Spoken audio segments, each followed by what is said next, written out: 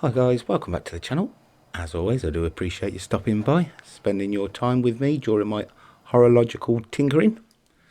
And today, we're going to be tinkering with this teeny tiny Tissot.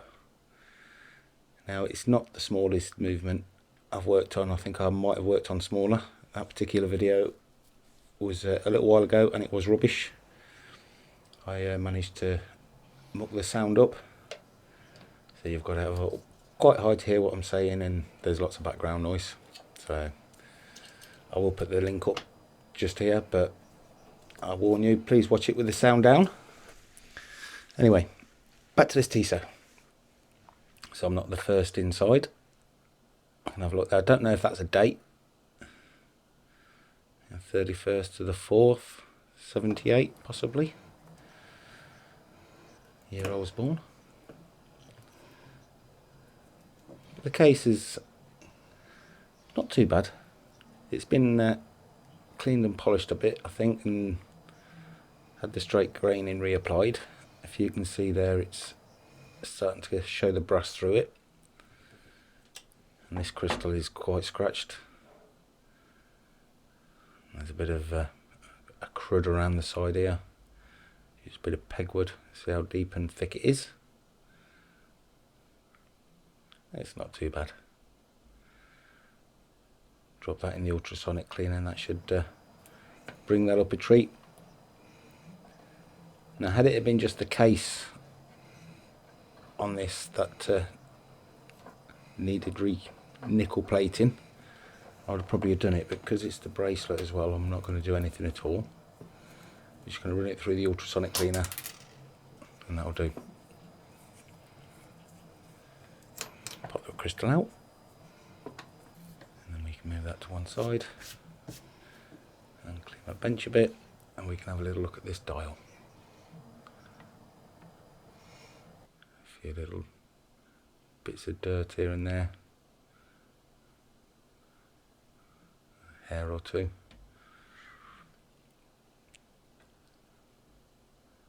I don't get too bogged down. We'll have a closer look a little later on. The hands do move.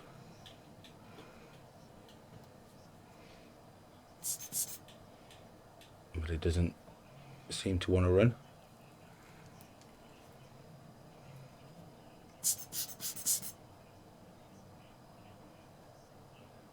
Goes for a little while and then it'll just come to a stop. I think that could just be because it's dirty. It's a nice clean and a service, bit of oil. I've got a feeling this is going to be as right as rain.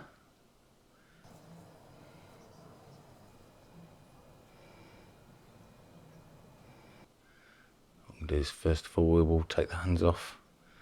I'll just use a little bit of plastic there just to protect the dial. And I've got this little dial tub. I generally tend to keep the dial and the hands together. I'm just having a little look. I can't see any screws, so I have a feeling this is literally just a press fit. I can see sort of two little holes with some white through, so just get something plastic behind that and lever it away. It did feel kind of wrong.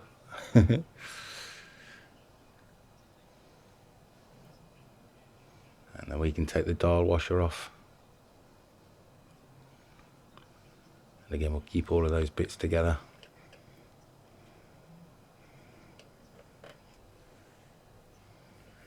Now the question is whether it will fit in my movement holder because it is so small.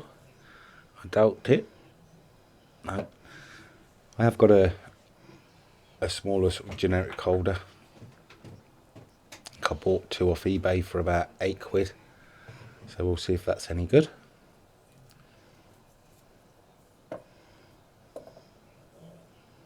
It's not going to fit that side, I don't think. So I'll spin it over and close it up. There we go.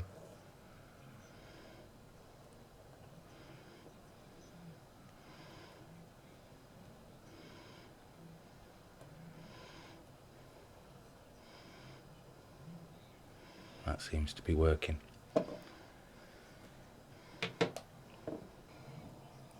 So first things first is let's take the power out the mainspring, and then we can start to dismantle it. As we dismantle it, we will talk a bit about Tissot and its early history. It was founded by Charles Félicien Tissot and his son Charles Emile in Lathe. I think that's how it's pronounced. Again, please forgive me. But that's in Switzerland, and that was founded in 1853. Has a rich and diverse history that spans over 160 years. Like I say, 1853 is when it was founded, and between sort of 1853 and 1870s, Tissot were among the first to apply mass production techniques in watchmaking, and at the time that was revolutionary. They also introduced interchangeable parts, and that significantly reduced costs and increased production efficiency. Between 1893 to the early 20th century, they started to be the first in a few areas, and they introduced in 1893 I think the first banana watch, named for its curved shape to fit the wrist's contour, and again at the time it was very innovative. And they also won numerous awards in international exhibitions, enhancing the brand's reputation for quality and innovation. In the 1930s, they began to embrace new materials like plastic and steel, moving beyond traditional gold and silver, making watches more accessible and affordable. And then after World War II, they ramped up production of wristwatches, aligning with the global shifts in fashion and technology. And then of course in 1971 came the quartz revolution. But they were quite reactive or proactive, and they did launch a watch called the Astrograde. And it's one of the first watches to use LED, so light emitting diodes, for a display. Although the more famous Tissot Rock watch from 1977 with an LCD display marked a significant step in digital watchmaking. And then in 1983 they became part of the Swatch Group, and that was formed to combat the quartz crisis affecting the Swiss watch industry. And this association provided Tissot with financial security and a strategic advantage for innovation. Now this particular movement in this one is probably one of the last in-house movements made by Tissot, and it was produced like early to mid 1970s, so again my sort of era. Now it's a manual wind designed for a small lady's watch with 17 jewels.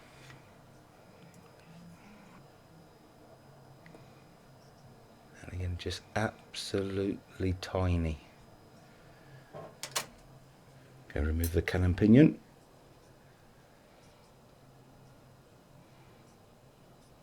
So overall, Tissot, very good watch company. I do rate them. I do like the watches. Even the modern day quartz watches, some of those are still quite nice. Like I say, this is just so small, my fingers are getting in the way of everything.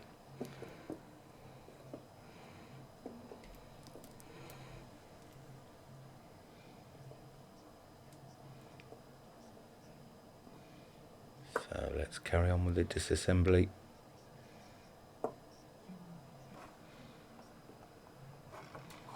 take off the ratchet wheel.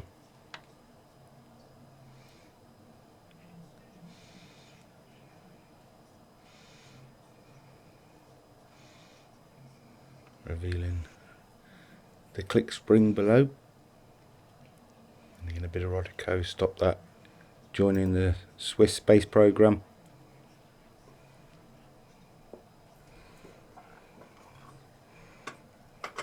And we can get those into the parts tray.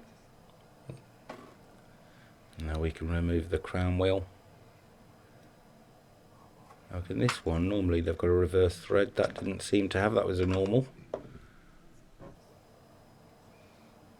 And again, that may very well be because you've got that collar there in the middle, you know, and then the wheel actually spins underneath that.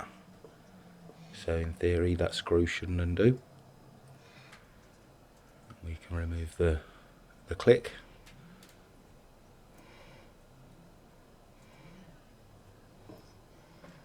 Again, sometimes I do like to have a little look and familiarise myself with the screws.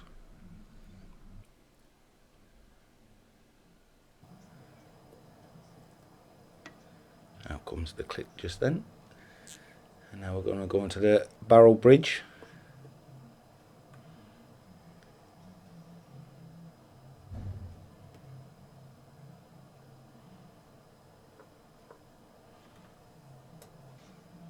I'm already looking at this mainspring barrel and thinking it is tiny. I already know none of my cheap mainspring winders are going to fit in it.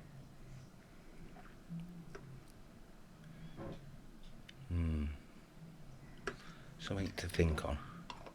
Okay, so with the barrel bridge screws out, we can remove the actual bridge. Again, I do inspect the parts as I take them off.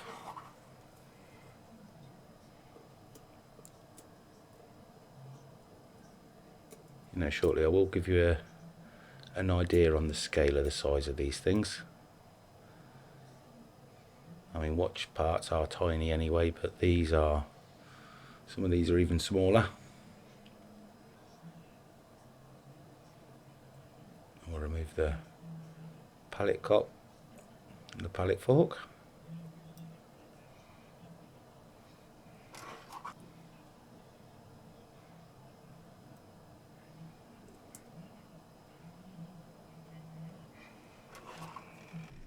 So that trainer wheel should be free to spin now.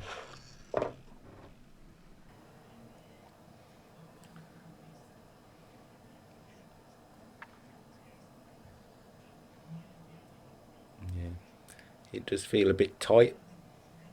I think it is, it's just a bit dirty and dry. So let's continue, get the rest of it apart. Oh, my screwdriver become magnetised.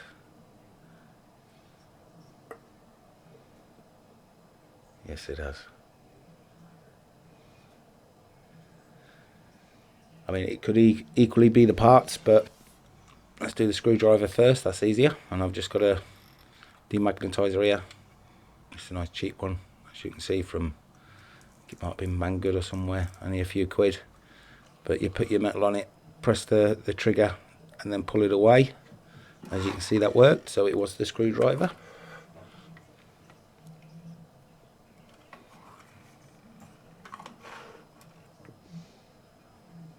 I'll remove this bridge.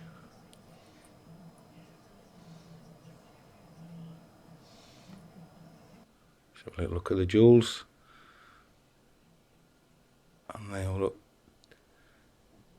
fine, they don't look cracked. A little dirty, but we're going to sort that. Take out all of these wheels, inspect the pivots as we go, until we're left with the escape wheel. Now that is under part of the bridge there, you can see there's a slot, so I'm going to have to undo the movement holder.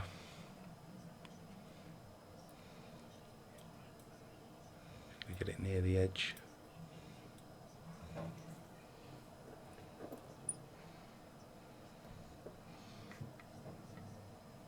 Like I say, it's that small, my fingers keep getting in the way. I mean, they're in the way at the best of times, but it's even harder with this. So we can get that out. There we go. Now can you see those two white grommets? White, if you like, those white plastic bits. That's what keeps the dials there, just there. That's what keeps the dial on. So the dial feet just press into there and the friction keeps it tight. So with everything disassembled, we can now get it into the cleaner. And as always, I've put the balance onto the movement for cleaning.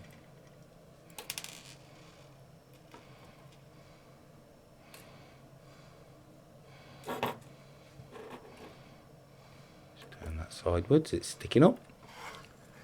And again, I try and keep things together. On this particular movement, there aren't many parts, so that's nice and easy. Now, there's certain things I try not to put in the cleaner machine, so small springs, things like that. And then those sort of things I'll just put into a little jar of isopropyl alcohol, and that keeps it safe and also cleans it. And then I do have these little brass cages, and again I usually put sort of screws together in those.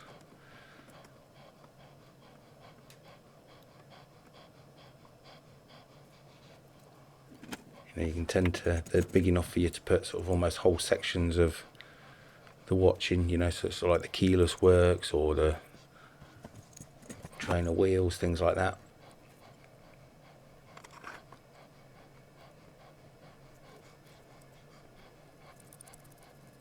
There we go, that's all of the bits into those, and as I say, I'm going to put the springs into some isopropyl alcohol. Put the main spring in there if it will stay.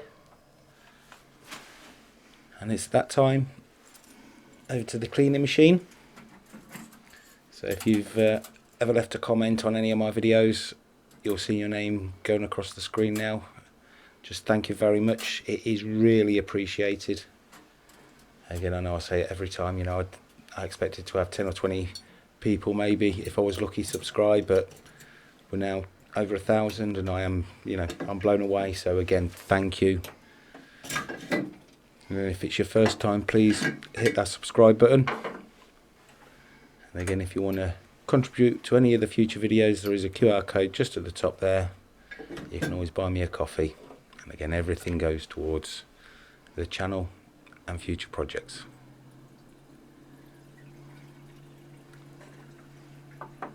So with the movement in the machine, we can then look at the case, and I've got a nice new ultrasonic cleaner here. The other one, Give Up the Ghost. So this one's better in the sense that it'll heat the water as well as do the cleaning.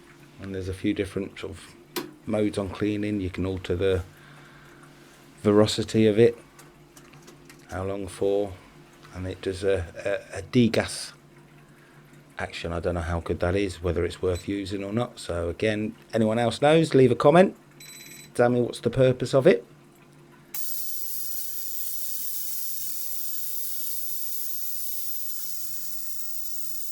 But while that's in there cleaning, I'm going to go and have a cup of tea and have a think about this mainspring.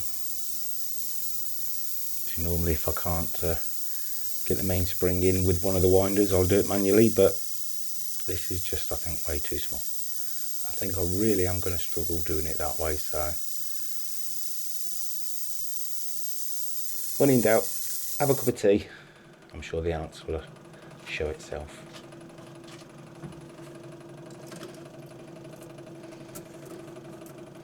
So that's the case done. Let that drain off, and then we'll give it a rinse and do some clean water. And there's the parts out the cleaner.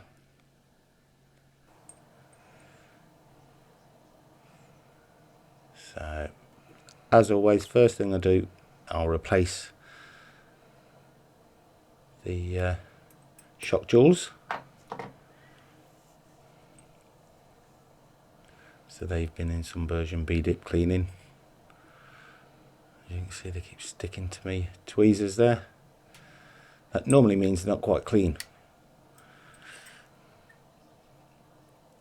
in my experience. Give them another clean, and then there we go. We're going to go with the top jewels first. That's my tweezers aren't clean, so give them a clean, but there you go, you can see that jewel nice and shiny. So we'll add a tiny little drop right to the centre, just like that.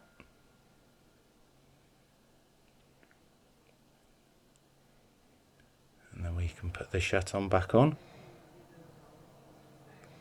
I'm just trying to flip it over.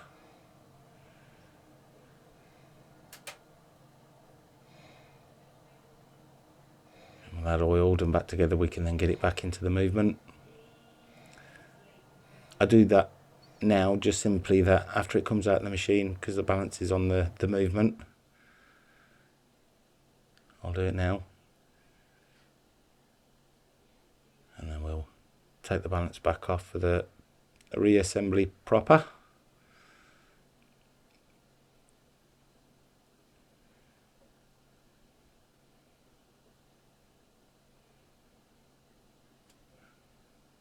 Again, when I first started these, this would take me an hour on its own. So again, if you are into tinkering with watches and you've only just started and you're finding the same, that it can take quite a while and you're forever losing these jewels and the chatons, don't worry, it gets easier and you lose less as I go and knock things about. So we'll start again. As you can see on that little bit of tissue there, it landed upside down, so I need to put some oil back in. Now we'll get the chaton back on. You know, but there would have been a time when, you know, I'd have probably been on my hands and knees looking for those parts. Oh, there's a little fibre there. Let's get a bit of Rodico and clean it out of the way. There we go.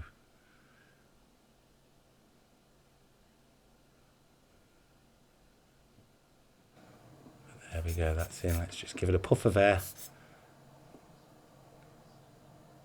And that's spinning nice and freely. So let's remove it, and then we can maybe start with the assembly. I've still got that spring to get into the barrel. But first I'm going to try my smallest, no, that's not going to work, my smallest mainspring winder. It's not going to work either. There are a couple.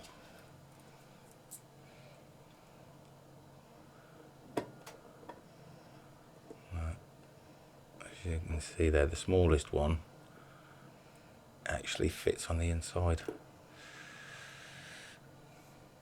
Sorry about the blurry camera. So this is how small it is, look. That's a 5p piece, and it will sit on the Queen's head, God rest her soul. And there's one of the screws, same size as the nose. Just to give you an idea, that's an English penny. And then we've got an English pound, which is about the size of a euro. So what we're going to need to do is make one. So I'm going to need to get that silver bit on the inside of the brass bit, and then be able to put the spring on the inside of the brass bit as well. So the silver bit will push the spring out. Anyway, it'll all become apparent as you watch. So out comes the lathe. And the first thing is we're going to flatten the end, make sure they're nice and flat.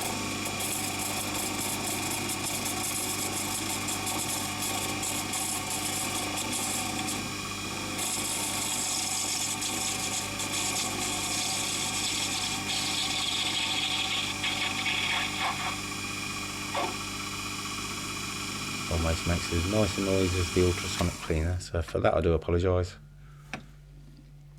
I'll spin it over and do the other side.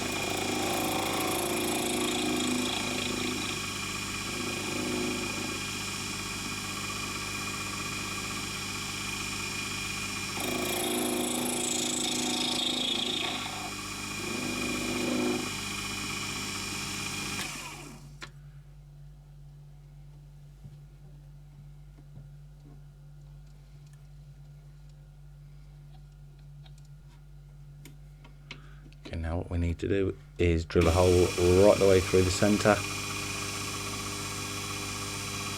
start by just marking the centre with this centre drill.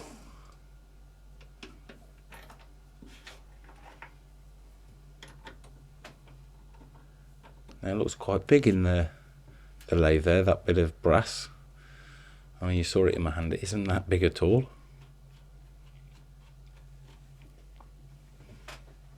So once we've started a little hole in the centre, we can come in with a normal twist drill and get that going through.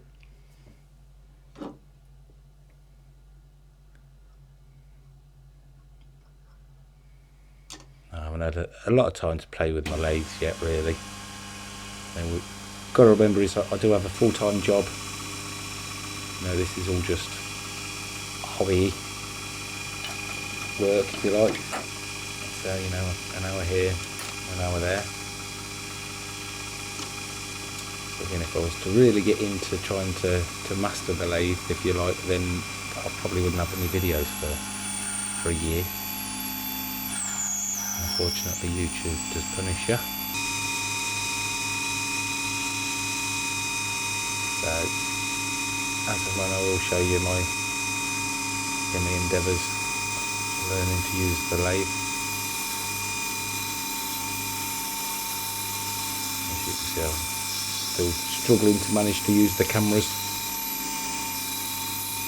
Autofocus has gone into totally the wrong bit, but there you go. We've got a hole right through the centre there. And then the next step is to mill down the outside diameter of the end, so that will fit on the inside of the mainspring barrel.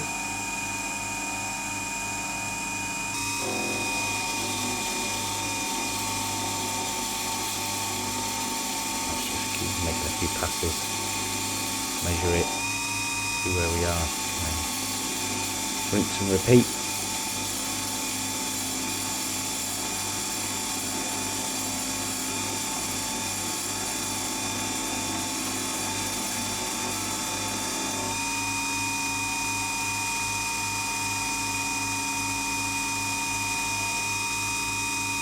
Again, anybody watching me and seeing whatever mistakes I'm making, please let me know. Any advice is very welcome.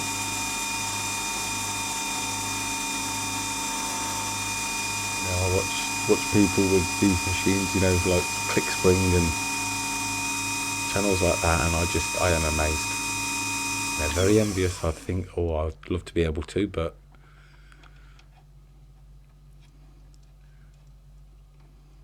given time, maybe, but yeah, don't think there's that much time in the world. Anyway, milled on the outside of the one side, so turn it over and bring this side down to the same sort of dimensions. I mean, this bit really doesn't need to be accurate, I'm just taking off the surface.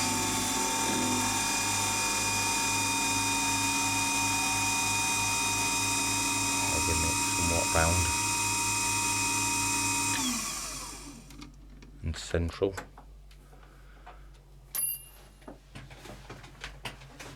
So now we've got a pilot hole that goes right the way through. Now the shaft of the plunger will run the way through that, but now we need to make room for the mainspring to wind into. So we're going to use a drill bit that's nearer the size of the inside of the mainspring barrel. I say near the size, it's, you know, a bit smaller, a couple of mil smaller.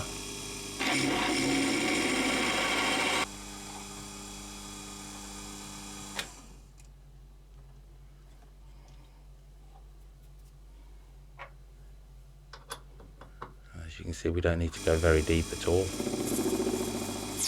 on the outside here, we're going to bring this down to be just under the size of the barrel.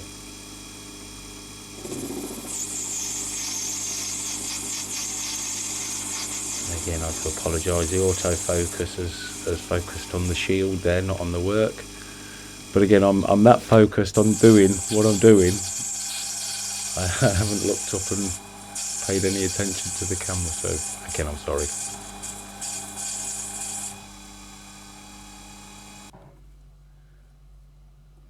And there we go, the barrel fits in there, lovely.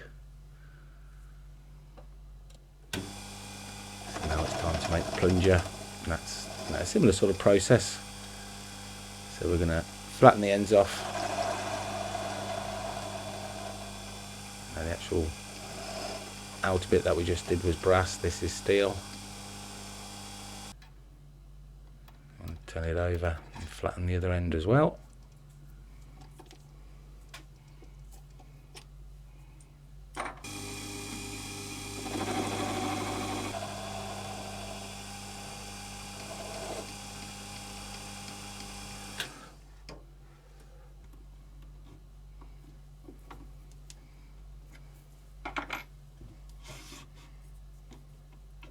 I must say, I do absolutely love watching things like this. I'm almost sitting here narrating it, and I keep forgetting to talk because I think, oh, that's good. That's a good picture. But again, it's a similar thing. What we're going to do, mark the centre, and then we're going to run a drill bit. Doesn't need to go all of the way through.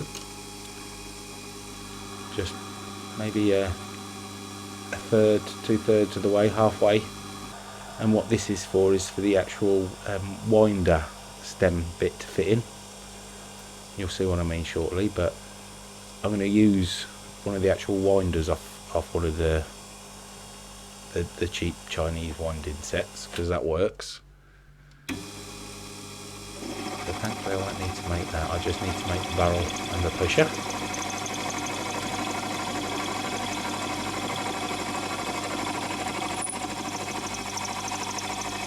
Now all we need to do is work the diameter of this down now, so it will slide inside the smaller hole, the first original hole we created in the brass piece.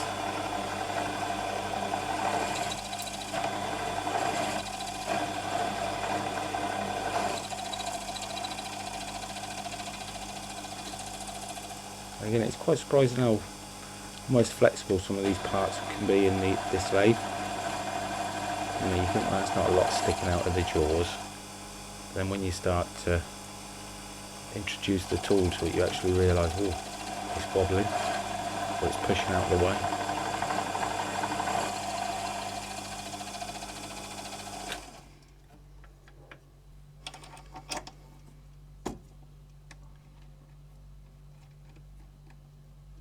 See, initially I would have liked to have had all of that out and done it all together. But because it does sort of wobble, what I've done is started it there, and then we've got this sort of tailstock bit that I'm going to bring up, and I'll bring that up nice and close, and as you can see that will start spinning with a part, and then that should help stabilise it. Although it does, well, keep coming away slightly.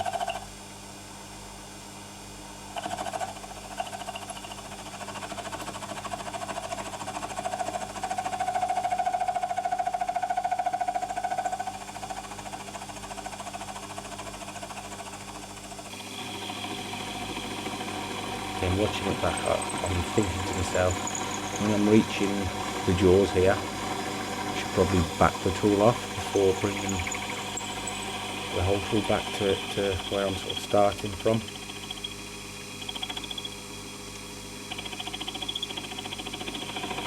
But again, because it's not such a precise lathe, I'm using those little markers at the bottom to try and gauge how much needs to come off. Again, when you go the opposite way, you do get a little bit of slop or slack on it. then taking that up again, it like throws those measurements out, those numbers slightly.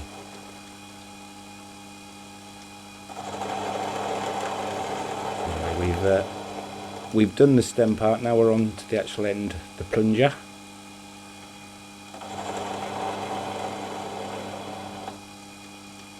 Just making that a bit smaller so it all fits inside the barrel.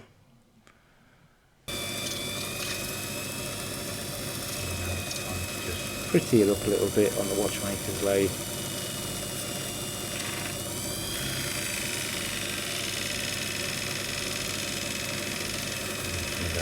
The hand tools, why not?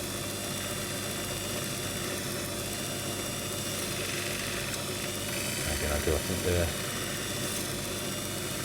the cutting end on that Proxon lathe needs sharpening, because it's left quite a few little grooves, you know, scoring marks.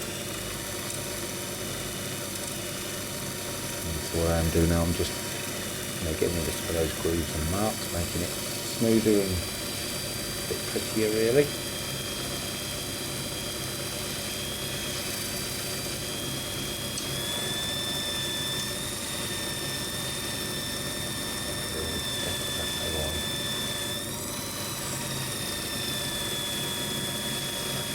But my initial thought was I was going to bring it all down to be a bit thinner, a bit narrower, and I realised I didn't need to. Actually, it's probably better being a bit fatter because it's so small anyway.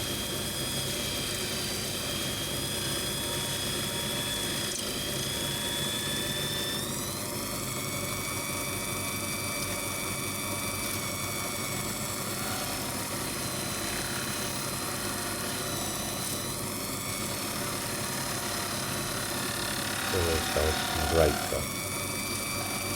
It reminded me of being a kid in my dad's shed, chopping the end off the broom handle, putting it in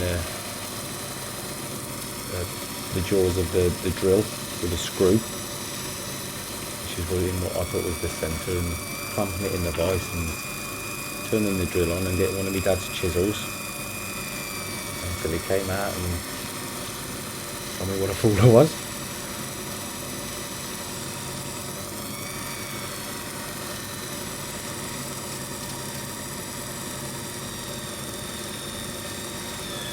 You come to the realisation really that, you know, with the skill and the knowledge, there's pretty much anything that you can make. So what we need to do now is introduce a little slot for the spring to actually wind into. As you can see, I've got the plunger on the inside there, and I'm just making a little slot on the side.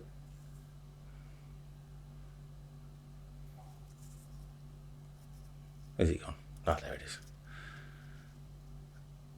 So that's the plunger. There's your slot. Let's see if it works. I'll clear it off a little bit. Should we give it a rinse under the tap? As I say, I have the actual winder part. I didn't need to make that. I'm going to use one of the other ones.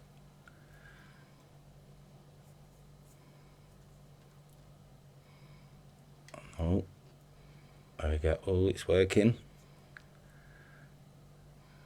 There you go, it's winding in there.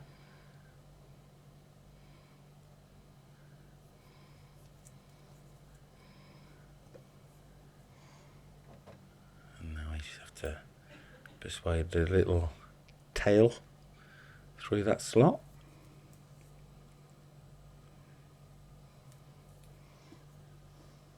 This can be a little bit tricky.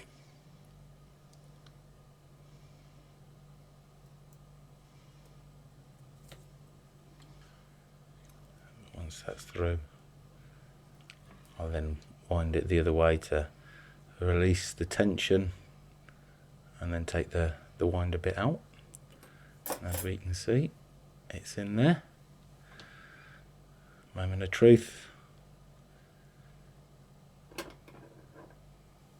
Yay! Let's have another look at that. Eee. Brilliant. Well, I'm quite chuffed at that. So, let's carry on. And we'll start with the escape wheel. That needs to go back into that little slot. And then we can get it into the movement holder. We can come in with a fourth wheel. And then the third wheel.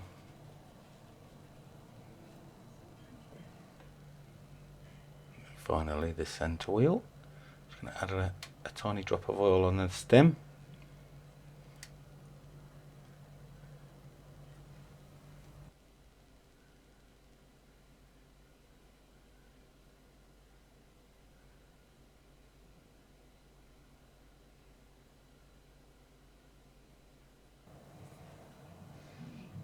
And then we can get the bridge on.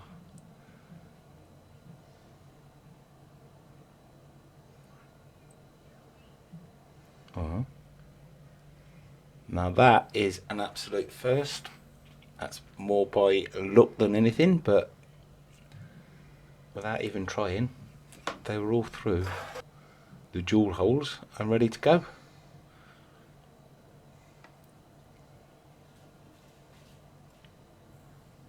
It's making me very happy, this movement so far. And they're all spinning freely. So we'll go ahead and carry on. Give it a bit of an oil.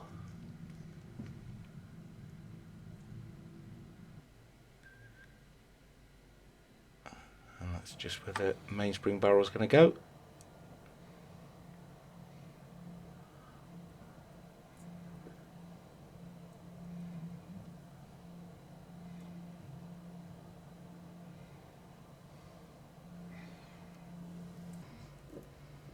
And then we can put the barrel bridge on.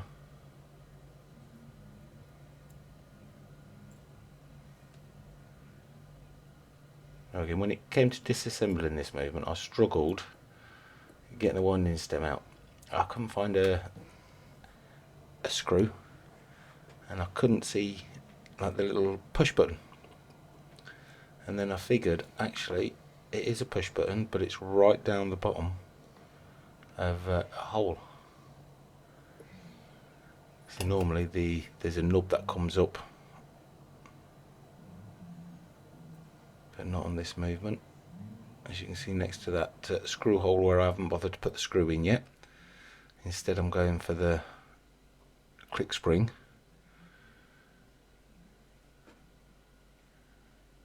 But there is a little hole, and then you can see sort of a bridge part, if you like. Again, I'll point it out when we assemble the other side. But then you have to put something down the hole and then press. I'm not making a meal of this click here. There we go, that's better. So that little oh no, you had it, Aid. What are you doing taking it off? But that little finger needs to be that side of the spring.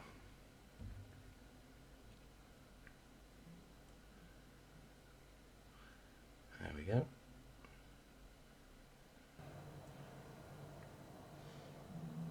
And then we can put the screw in for that.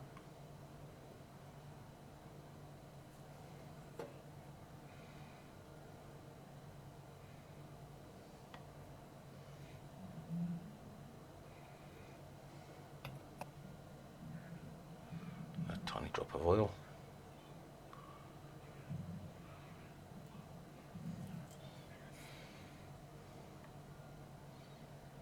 And we can get the ratchet wheel on.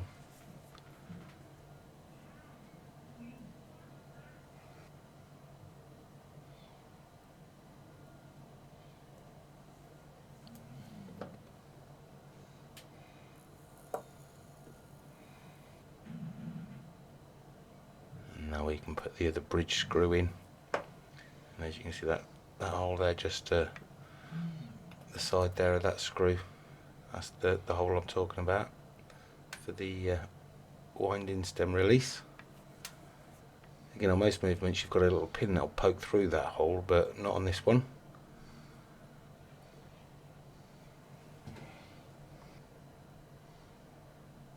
We can come in with a crown wheel and we'll drop a little bit of oil on it. And then there's that collet, for want of a better word. Don't know what else to call it really.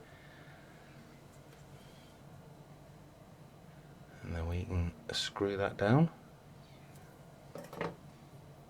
As you can see, normally that's a left-handed thread, so that would normally be undoing it. But because of that collet, you know, it doesn't need to be. So let's drop the pallet fork in, literally.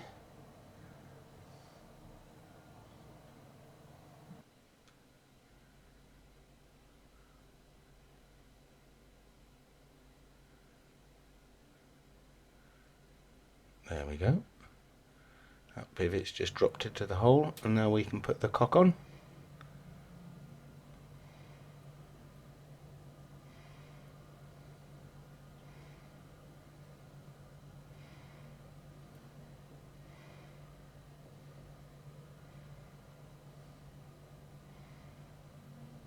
Make sure those pivots are aligned with the jewel holes and they're through there properly.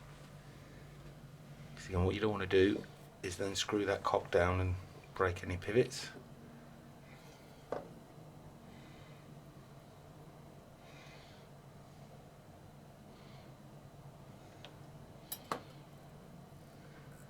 just pop a little bit of a wind in it and then just see if that pallet fork flicks over as it should. There you go.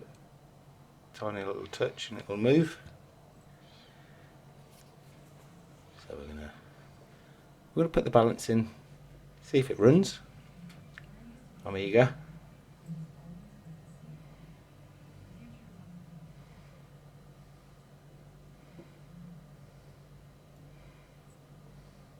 This is always my favourite part of any watch service or restoration, especially when it wasn't working. Let's see if what we've done will make it work. And those pivots aren't in the hole. There we go. Look at that. That just always makes me happy, always makes me smile.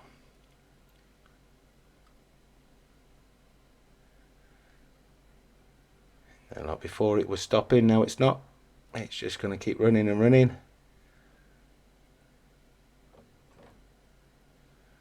Hopefully good for another 10 years. At least before it wants its next service.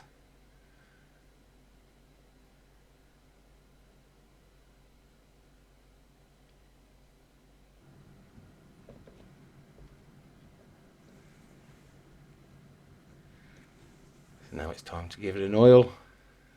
We'll start with that centre wheel. Again, that's a slightly thicker oil. And then these next three I'll go for the thinner, the Mobius 9010. And then we're on the other side. Now I'm going to have to stop the escape wheel here because two of these jewels are just underneath the escape wheel there.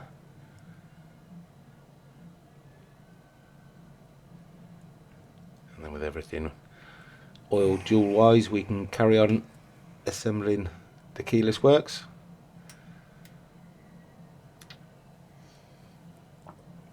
Your intermediate wheels.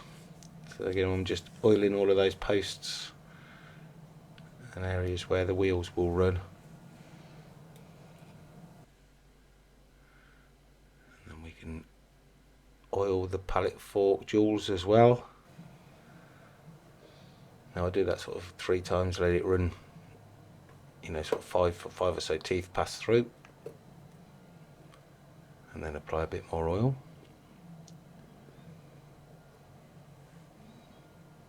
They are with the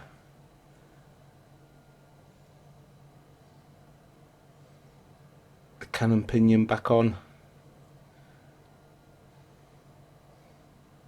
and then you add the minute wheel there.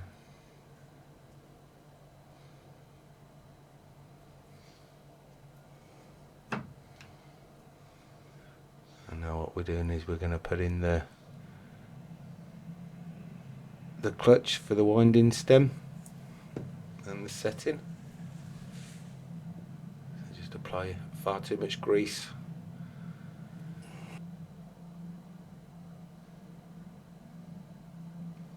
I mean, the way I figure it, it's not going to do too much harm. It's not actually, you know, for the running of the watch. You know, too much oil can interfere with the actual running of the watch on the jewels. But things like this, you know, it's not, it's, well, I see, just extra lubrication. I mean, I do come along afterwards and give it a bit of a clean up, but like I say, these parts I'm not too fussed.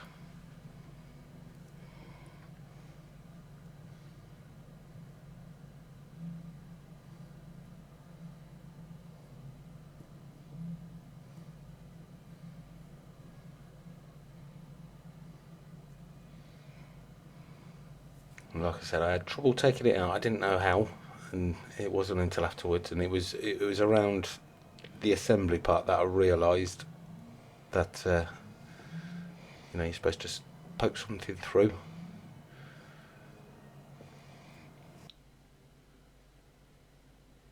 But that part is to come. But in the meantime, we've got the yoke in. Now we're going to get the yoke spring in. I'm just going to run a bit of grease along the back of the yoke spring there, where that spring's going to run.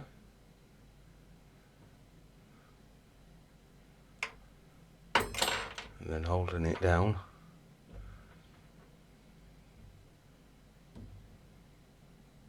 I'm coming with my tweezers and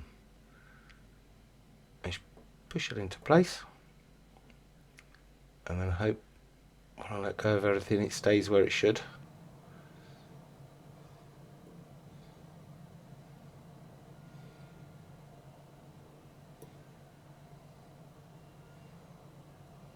Now we've got the set lever.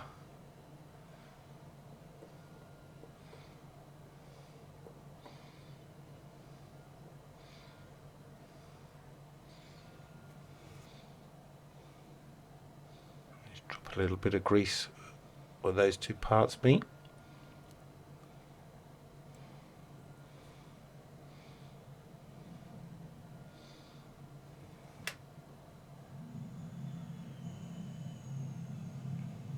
Set and lever spring with this little lobster claw, and we'll get that into position. I'll put the screw in and then give it a few turns.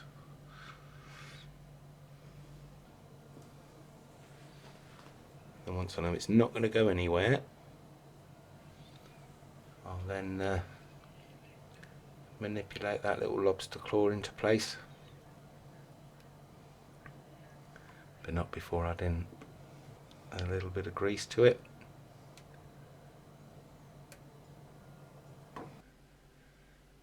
And this is that spring part.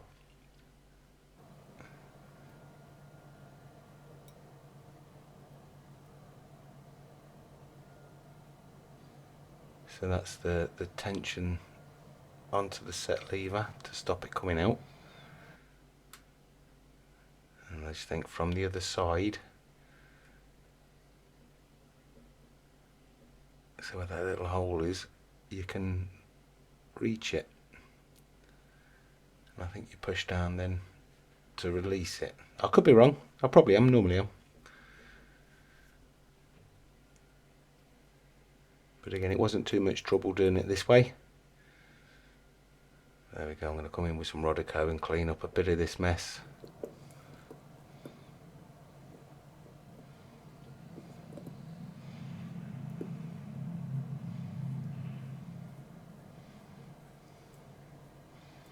Get everything a turn and distribute that grease more evenly. And here we have it on the time grapher after we finally got it running, and the readings ain't too bad at all. And then we can have a look at the dial. And again, if you remember, there was a few little spots of dirt and what have you on it, so I'm going to use a bit of Rodico. I mean, you don't want to do too much to dials, to be fair. Quite easily ruined. But on this dial, I'm just going to come in with some Rodico and at most a bit of pegwood. And the slightly more stubborn ones, I'm just going to see if that'll help. And that, I think, is eating away through, and that's not going to come away. Whereas some of those other bits on the side there were easier and did come away.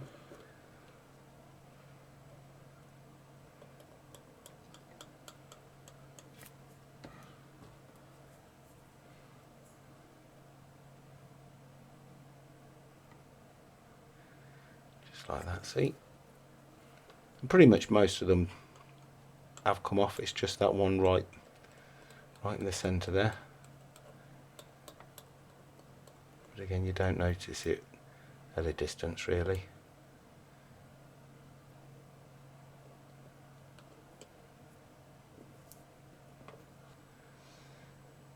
So we can put the hour wheel on. And then the dial washer.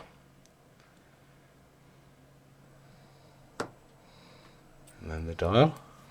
Like I said, that is just press fit.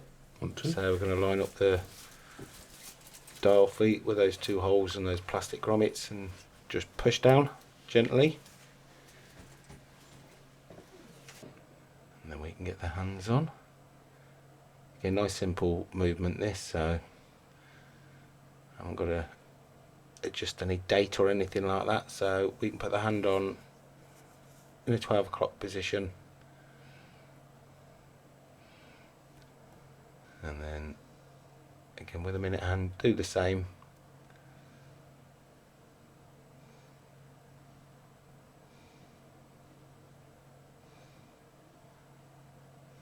Get it lined up.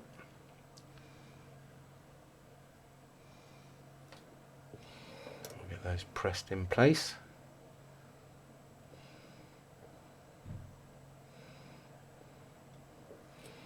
And we'll give them a spin, make sure they don't foul and, you know, knock against each other.